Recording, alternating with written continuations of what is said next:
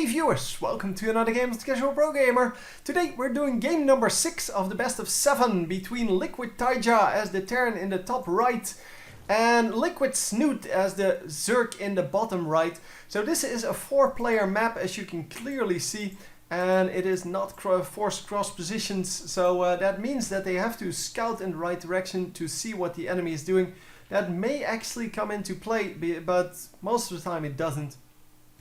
But it can come into play because if you have a 4-player map, many of the Zergs and other races basically, but especially the Zergs, they will fast expand before doing anything else. So they will go over here and just build their base. The Protoss, of course, the same. And if you scout them really early on and you go for an aggressive strategy, then you can make that work really early on. And we will have to see if that is the case. It seems, however, that the Terran player is just happily sitting in his base, doing his thing, just going for supply depot, going for some workers, and then going for the barracks afterwards. So the barracks is going to be in the base, not like last game. If you haven't seen last game, it was an exciting game, especially the early game. Wow, the early game. Yeah, we have Reapers making a comeback. They were considered to be very cheesy units in the beginning, and they were way too expensive.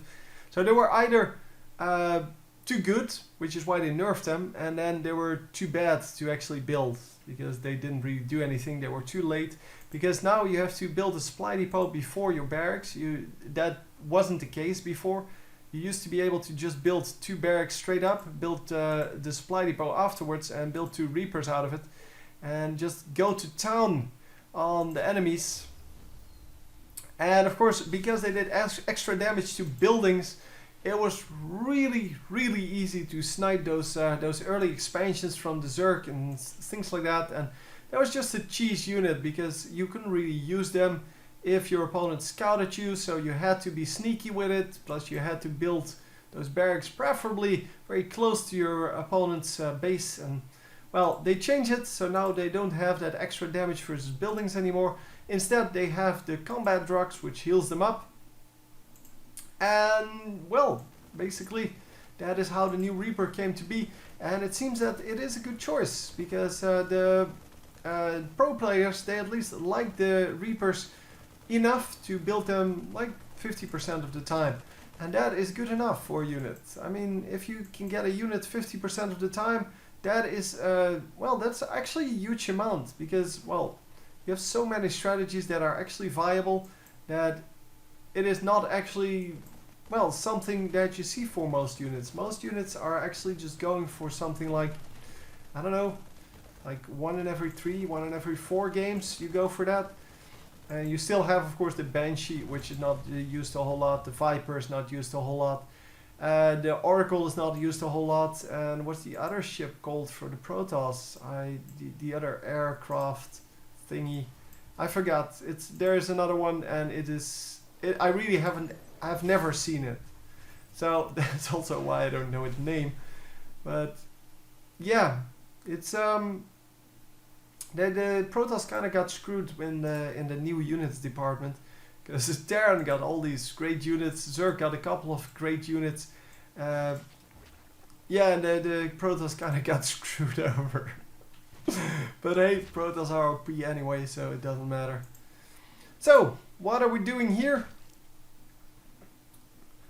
Yeah, we're just chillaxing. We're just doing our thing, getting our extractors up. We're getting our creep spread going, and once the creep spread is going, we should be able to expand to the next base. We know now where our opponent is, because, well, we can see him. And, well, because we know where our opponent is, we know that, well, this base would be defended by these rocks, and this base would be defended by us going aggressive. So it depends on his strategy. If he wants to be super aggressive, he can actually expand here, but far more likely he's going to expand over here and just be, well, happy with that. So Marine, just getting that watchtower. The watchtower doesn't really see anything. It's kind of a useless watchtower in this case, but hey, whatever. You can still get the attacks through the watchtower range, I guess.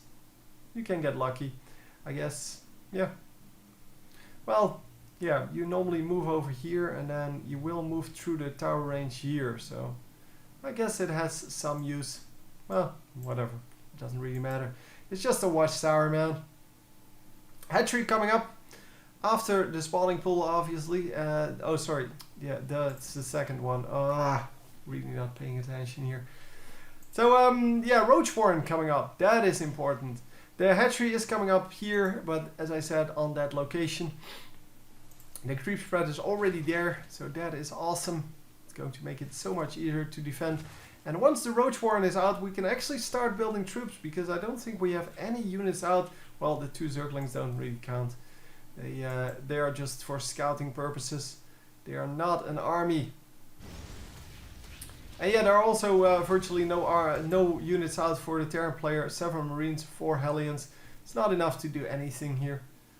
The Hellions and well, the Hellions don't really do damage to the Queens. The Queens kind of laugh that off. It's like, who cares about you? We have 5, 6, 7 additional Queens. Holy crap!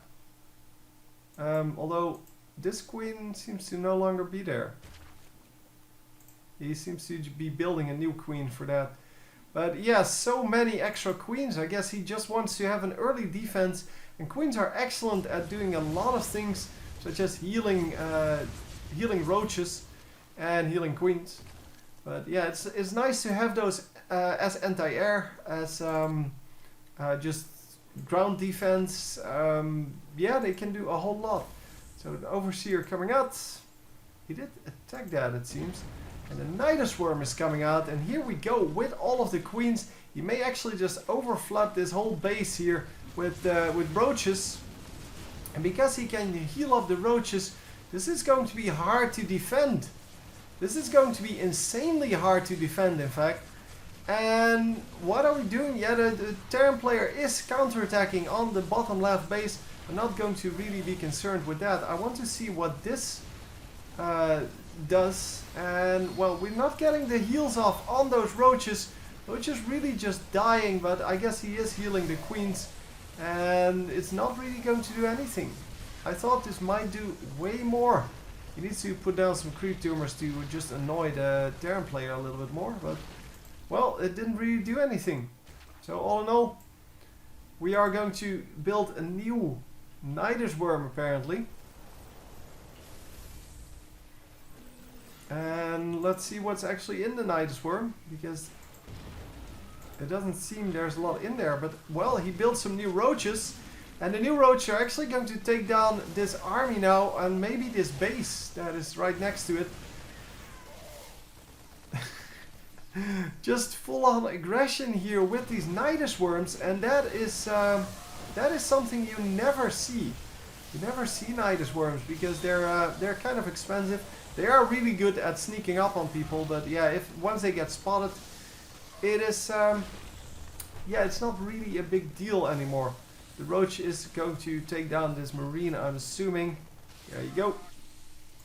And a new Nidus Worm coming up, of course. The Nidus Worm might actually contain some new roaches now. And yes, it does get sniped instantly. So yeah, that is exactly why you don't want it. It takes too long to build. And of course this platform is made for drops and Nidus Worms. But yeah, it's too hard to keep them alive for long enough so that you can actually get units out. So you have to be a little bit lucky. And yeah, we are going to sit here with the siege tank. And the siege tank alone is good enough to take out those Nidus Worms. So he's not going to do that anymore.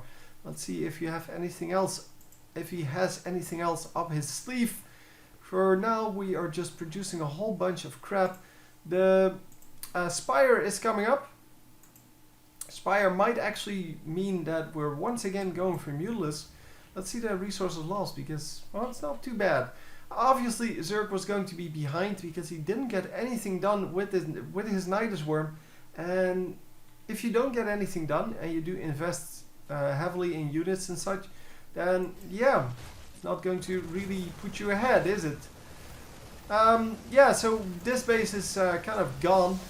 He's going to snipe a few of the units first. Oh, so many drones in that mix. But he doesn't want to kill them straight off for the obvious reason that he's going to get killed. But the Spire is going to go down. He's going to get all of his units out. Well, not all of them, but most of them.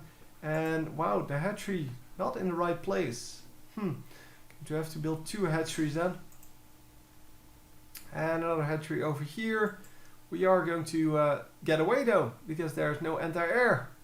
Except for a few queens, but they really don't matter. I really thought that early attack with the queens would do way more. Well, so did he apparently, because otherwise he wouldn't have gone for that. The Mutalisks that he did produce are going to take out those medevacs. Well, the one medevac that was still there. The other medevac is over here, and all of the Mutalisks get sniped.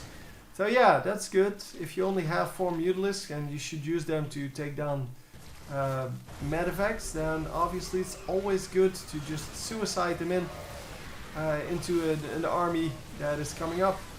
It's always good. I mean, here he could have sniped that medevac, but nope. The tanks are going to go down. No, they're not going to go down. Wow, they take so much. Yeah, they take so much to kill. They have a huge amount of HP, of course, for well, compared to the banelings. And yeah, after so many failed attacks, I guess it was time to give up. He has 6,000 more resources lost and had no army left anymore. And no resources to build another army. So yeah, kind of an exciting middle game, or early/middle game, with those oh come on, Nidus worms. But well, it didn't really work out. So what do we have to conclude from that? Anyhow, hope you enjoyed, and on to game number 7 then. GG.